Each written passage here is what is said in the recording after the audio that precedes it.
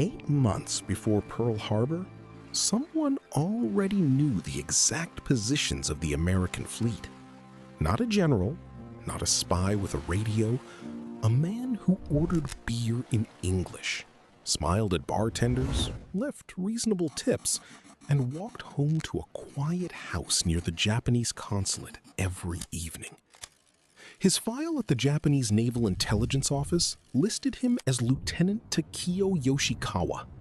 His file at the Honolulu consulate listed him as Tadashi Morimura, consular clerk, junior diplomat, unremarkable. Both were accurate. Neither told the full story. On the morning of December 7th, 1941, as the first wave of Japanese aircraft crossed the Oahu coastline at 7,000 feet, one man in the islands already knew exactly what they were looking for. He had spent 8 months making sure they would find it.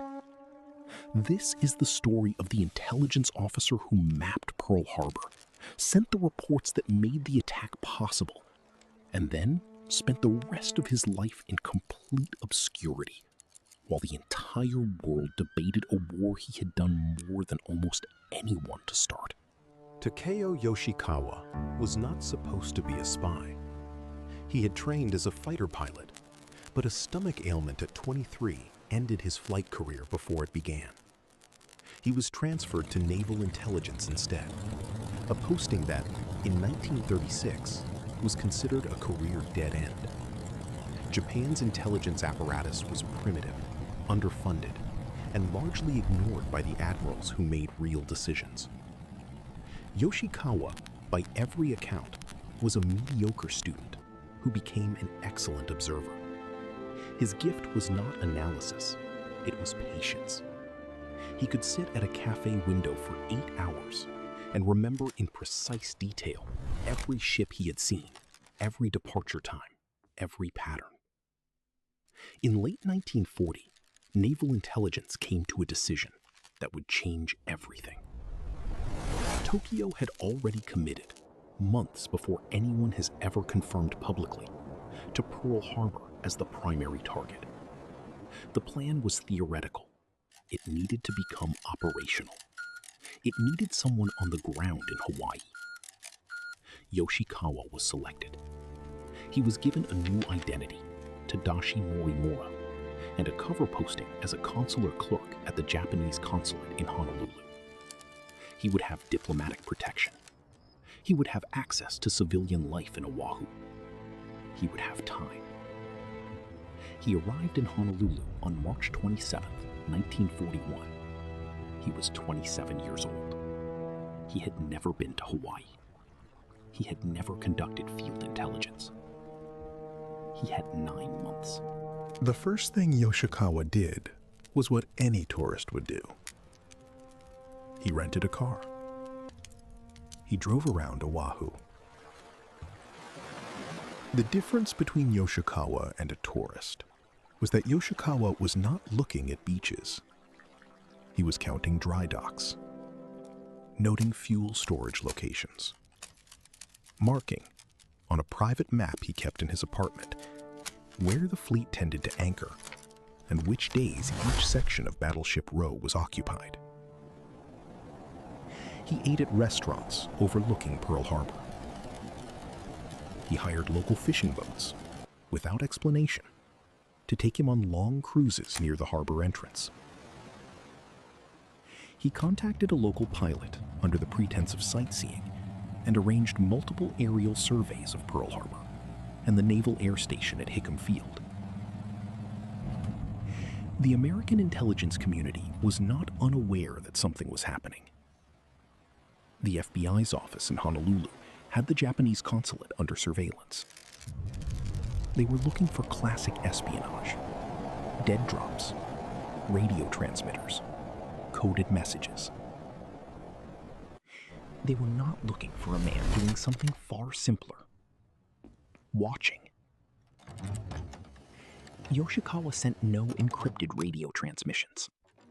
He reported through the consulate's own diplomatic cables, channels the U.S. State Department could technically read, but almost never did. on the grounds that decoding a foreign country's consular mail was diplomatically inconvenient. His messages were encoded in a system American codebreakers had partially cracked, but the messages were marked low priority. Nobody read them carefully. The reports Yoshikawa sent were not dramatic. They read like shipping logs, arrival dates, departure schedules, the number of vessels in dry dock versus the number at anchor, whether the carriers were present or absent, whether the battleships appeared to be in a state of high readiness or routine maintenance. What made them valuable was not the individual reports. It was the pattern. Over 8 months, Yoshikawa had established something no aerial photograph could provide: a calendar. He knew with reasonable certainty when the fleet was most concentrated, when the carrier groups tended to return, when the battleships were most vulnerable. In Tokyo, Naval Intelligence analysts were correlating his reports against the operational requirements of the attack plan. The attack required simultaneous targeting of multiple vessels. It required that the carriers, the most dangerous targets, be in port. There was one problem. The carriers were not on any reliable schedule. USS Enterprise, USS Lexington, USS Saratoga, 3 flat tops that could, if available, detect and destroy the incoming strike force from 400 miles out, were, as Yoshikawa reported, frequently at sea on exercises whose timing he could not predict. The planners in Tokyo made a decision. The attack would proceed regardless. If the carriers were present, they would be targeted. If they were absent, the battleships would have to be enough. It was the decision that would, years later, cost Japan the entire war. By the summer of 1941, Yoshikawa had established his routines so thoroughly that locals barely noticed him.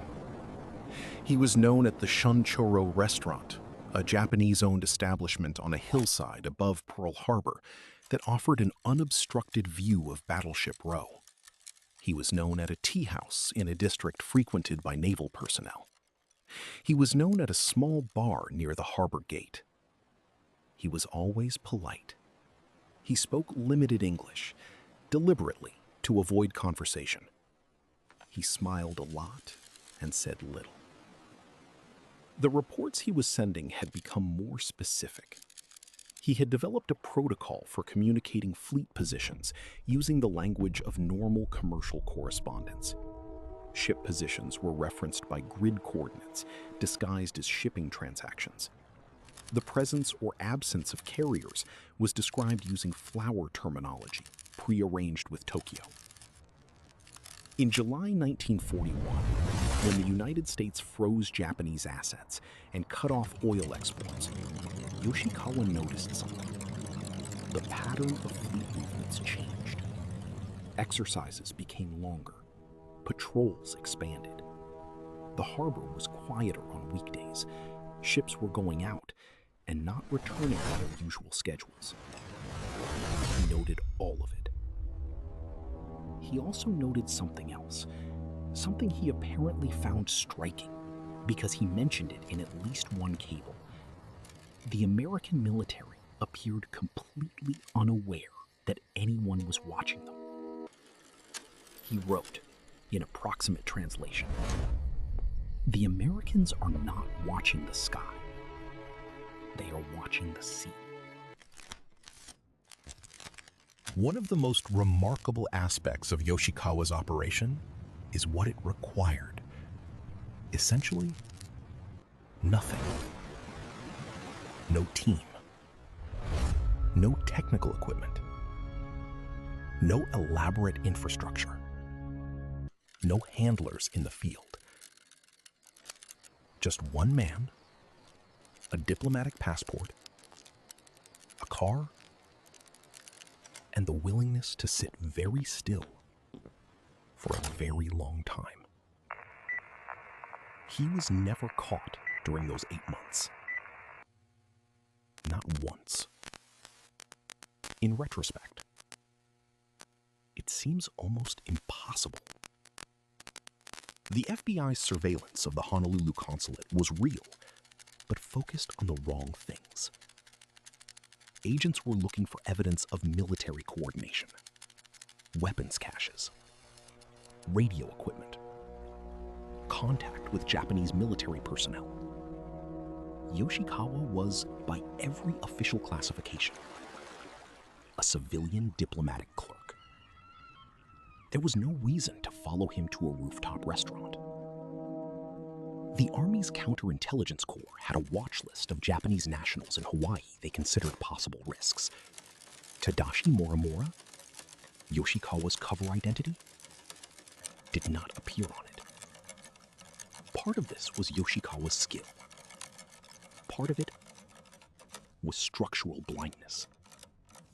In the summer of 1941, the American intelligence community in Hawaii was not configured to detect what Yoshikawa was doing, because what he was doing had no name. There was no category of threat in any American intelligence manual of that era for a single man doing nothing more than looking. The closest term in use was observer. But observers were, in the American doctrine of the time, military personnel in uniform, not diplomats eating fish. By October 1941, Yoshikawa's reports had become so regular and detailed that Naval Intelligence in Tokyo had begun calibrating the attack planning to his specific observations. One of the critical adjustments came in early November, when he reported that the American fleet had shifted to a pattern of concentrating at Pearl Harbor on weekends. Friday evening through Sunday, Battleship Row was at near full capacity. Monday mornings, ships often departed for exercises. This was intelligence of enormous operational value. The attack needed the fleet in port. The fleet was most reliably in port on Saturday night and Sunday morning. December 7 was a Sunday. Yoshikawa's reports did not dictate the date alone. Multiple factors converged: the North Pacific weather window, the diplomatic timeline, the state of Japanese war preparations. But his observation about weekend fleet concentration was one of the data points Tokyo locked onto. By this point, he was fully aware that something was coming. Consular communications from Tokyo had become increasingly urgent. The nature of the intelligence requests had changed from observational to operational. Not what is the fleet doing this week, but how many ships are currently in dry dock and how many are at open anchor. He answered, precisely. On November 18, he sent a cable confirming that the 8 battleships of the Pacific Fleet were all present at Pearl Harbor. He noted their positions. He noted the absence of torpedo netting. He did not know the date of the attack. He only knew it was soon. 3 weeks before Pearl Harbor, something changed in Yoshikawa's reports. He began using a new reporting system. Tokyo had sent him a specific grid, a map of Pearl Harbor divided into 5 sections, labeled alphabetically. His job was to fill in which sections contained capital ships every time he observed the harbor. The grid was not invented in Hawaii. It had been developed in Tokyo by the officers planning the actual attack and transmitted to Yoshikawa so that his intelligence could be mapped directly onto strike targeting. He was now not just an observer. He was a targeting system. On December 2, Yoshikawa observed and reported: Area A, 1 battleship plus 1 cruiser. Area B, 2 battleships. Area C, clear. Area D, 4 battleships. Area F, unknown number of submarines. He mentioned the carriers once more. None present. They were probably at sea. In Tokyo, the planners absorbed this. The attack would proceed without guaranteeing carrier kills. the battleships were enough. What Yoshikawa did not know at this point was that his cables were being read. Not by the Americans. The Americans were still not reading consular traffic closely enough. His cables had been partially surfaced by a British intelligence service that had penetrated certain Japanese diplomatic channels. A summary of unusual consular traffic from Hawaii had been prepared and forwarded to American counterparts. It arrived in Washington on December 3rd. It sat, unread, on a desk. On December 4th, 1941, Yoshikawa received an urgent cable from Tokyo. The cable ordered him to give a final, comprehensive report on all capital ships present in Pearl Harbor and their exact positions. It specified the grid format. It asked specifically whether torpedo netting had been installed since his last report. Yoshikawa went back to his rooftop. He was, by this point, operating with acute awareness that something was very close. The consulate had been ordered to begin destroying sensitive documents and code books. He had been told to cease all contact with Japanese community members in Hawaii. His cover identity, Tadashi Morimura, was to be maintained absolutely until further notice. He did not know the day. He did not know the hour. He went to the Shinchoro restaurant for what would be his last visit. He ordered the usual. He sat at the window overlooking the harbor for 2 hours. The harbor on December 4 looked exactly the same as it had every other day for 8 months. Same ships, same lazy patterns of small boats. A destroyer moving at half speed past the entrance route. Smoke from the oil storage area near the tank farm. He wrote his report. He counted 7 battleships. He noted the carriers again, absent. He noted no torpedo netting on the outer moorings. He noted one thing differently this time. The searchlights on the anti-aircraft positions appeared to have been repositioned, their arcs extended toward the north. He filed it as a minor observation. He had no idea what it meant. On the morning of December 6th, 1941, Yoshikawa sent his final intelligence report. It has been described by historians as one of the most consequential single-page intelligence documents of the 20th century. It confirmed 8 battleships at anchor in Pearl Harbor. It gave their positions in the grid system. It noted that no torpedo netting was present on the battleship moorings facing the channel. The absence of torpedo netting was, in military terms, a catastrophic oversight by the American commanders. Standard naval doctrine at the time held that aerial torpedoes required a minimum water depth of 70 feet to run correctly after being dropped from an aircraft. Pearl Harbor's deepest sections were only 40 feet. American commanders had concluded, incorrectly, that the harbor was too shallow for aerial torpedo attack. Japanese engineers had solved this problem 9 months earlier, modifying the tail fins of their aerial torpedoes to maintain a shallower running depth. They knew it worked. The only unknown was whether the Americans had figured out the vulnerability and installed netting. Yoshikawa's December 6th cable answered that question. They had not. In Tokyo, at the Naval Operations Center, this was received as the final clearance. That same evening, the consulate received a cable informing the staff that relations between Japan and the United States were in danger. The ambassador in Washington was to deliver a formal diplomatic message to the State Department the following morning. Yoshikawa understood. The attack was tomorrow.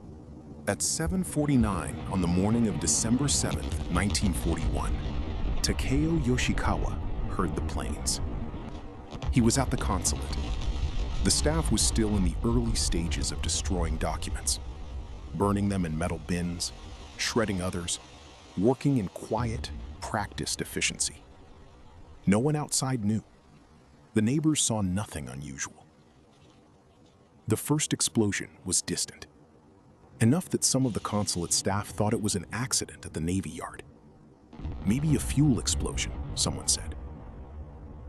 The second was closer. Then a third. Then the sounds began to layer. Engines, anti-aircraft fire, a continuous percussion from across the harbor that made the windows vibrate. Yoshikawa stepped outside. From the consulate's elevation, on a clear morning, he could see smoke. Black, thick, oily smoke rising from the harbor in columns. He watched for a few minutes in silence. Then he went back inside. The consul general called the staff together. They had known for at least 24 hours that something was coming. Now that it had arrived, the procedure was established. Burn everything, maintain cover, wait for instructions. FBI agents arrived at the consulate within hours. They were polite.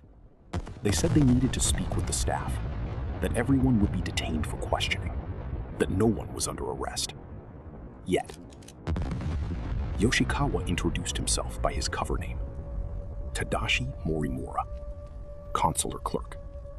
He had been in Hawaii for about 8 months. He was involved in routine administrative work. The FBI agent wrote the name down. Nothing flagged. In the days that followed, the FBI conducted intensive interviews with the entire consulate staff. American intelligence was scrambling to understand how the attack had been planned with such precision. 8 battleships hit in a single morning. Specific positions, the right time of day, the right day of the week. Someone had to have been watching. The FBI interviewed Tadashi Morimura 3 times in the first 2 weeks. He was calm. He answered questions in careful English with occasional Japanese clarifications provided by a translator. He described himself as a paperwork functionary who spent most of his days processing visa applications and routine consular correspondence. He was not lying in the way interrogators were trained to detect. He was simply omitting. When agents asked about his movements in Oahu, he acknowledged visiting restaurants and taking occasional drives. He mentioned the sightseeing flights. He said he had enjoyed Hawaiian cuisine. He had found the people very welcoming. When asked if he had ever observed the naval base, he said he had seen it from a distance, like many residents of Honolulu. He found warships impressive from an aesthetic standpoint. The agents did not break him. They had no technical evidence. They had no codebook. The most incriminating documents had already been burned on the morning of the attack. By February 1942, Yoshikawa and the rest of the consulate staff were repatriated to Japan under a diplomatic prisoner exchange. He stepped off the ship in Yokohama and walked directly into the custody of Naval Intelligence. He was never publicly mentioned again. For 20 years after the war, Takeo Yoshikawa did not exist. There was no official record that acknowledged his mission, no public commendation, no military honor. The Japanese Naval Intelligence Service that had sent him to Hawaii was itself dismantled, its records sealed or destroyed, its officers scattered into civilian obscurity. Japan, in the post-war period, had complicated reasons to maintain this silence. Admitting the scale and precision of the Pearl Harbor intelligence operation would have complicated the political narrative that the attack had been a desperate, impulsive response to American pressure, rather than a carefully planned assassination of an opponent's military capability. Yoshikawa returned to a country in ruins and found work in non-military positions, first in fishing, then in a sake brewery. He married. He had children. He said nothing publicly about what he had done. In the United States, the mystery of how Japan knew exactly where every battleship was anchored on December 7 remained officially unresolved for years. The investigation had identified the consulate as the probable source of some intelligence leakage, but the specific agent was never named while Yoshikawa was alive and accessible. It was not until 1960 that an American journalist researching the declassified records of the Pacific War found a reference to Morimura as the probable consulate intelligence officer. He tracked down Yoshikawa in Japan. It was the first time anyone had publicly asked him for his name. When the journalist found him, Yoshikawa was 52 years old and working in a small shop. He agreed to talk. He had been waiting, he said, for a very long time. What came out of those interviews, and from subsequent conversations with historians over the following decades, was not the story of a patriot fulfilled. It was something considerably more complicated. Yoshikawa had done his job. He had done it alone, without support, without recognition, without a single official confirmation during those 8 months that anything he was sending was being received, read, or used. He had operated on the assumption that his intelligence mattered. He had been correct. Without his final report on December 6th, the attack planners in Tokyo might not have launched. What he had not anticipated was what victory would mean for him. Japan had lost. His operation had helped start a war that ended with 2 atomic bombs, 5 million Japanese dead, and an occupation that remade the entire country. His intelligence had been accurate. His intelligence had enabled the attack. His intelligence had contributed to a chain of events that had destroyed the country that sent him. He did not express regret in the conventional sense, but he said in several interviews something that does not appear in most Western accounts of Pearl Harbor. He said he thought the attack would work. What Yoshikawa had not known was that the attack, however precise, however devastating, had failed at the strategic level within 6 months. The carriers he could never confirm were in port. Enterprise and Lexington became the backbone of the American counteroffensive at Coral Sea and Midway. The oil storage tanks at Pearl Harbor, which the Third Strike Wave could have destroyed but chose not to attack, were repaired within weeks. The dry docks repaired 5 of the sunk battleships and returned them to service. And the American people, whose mood Yoshikawa had never been asked to measure, reacted to the attack not with demoralization, but with total mobilization. Within a year of Pearl Harbor, the United States was producing more war material per month than Japan had produced in the previous decade. Yoshikawa's intelligence had been perfect. The strategic calculation it served had been catastrophically wrong. He lived until 1993. He was 83 years old. In his later years, he gave occasional interviews and was the subject of several Japanese television documentaries. He was usually described as a former consular official. The word spy appeared in very few official Japanese characterizations of his work, even 50 years after the war. He is buried in a small cemetery in Shikoku. There is no marker that identifies his occupation or his mission. His gravestone shows only his name, his dates, and his family. He remains in Japan, essentially unknown. The man who made Pearl Harbor possible died without a monument, without an official record, and without a country that acknowledged what he had done. He had given Japan its one chance to win, and it had not been enough. Next on Tora Files, the Yamato, the largest battleship ever built, ordered on a mission with no fuel for the return journey. Subscribe. The Pacific War, told from the other side.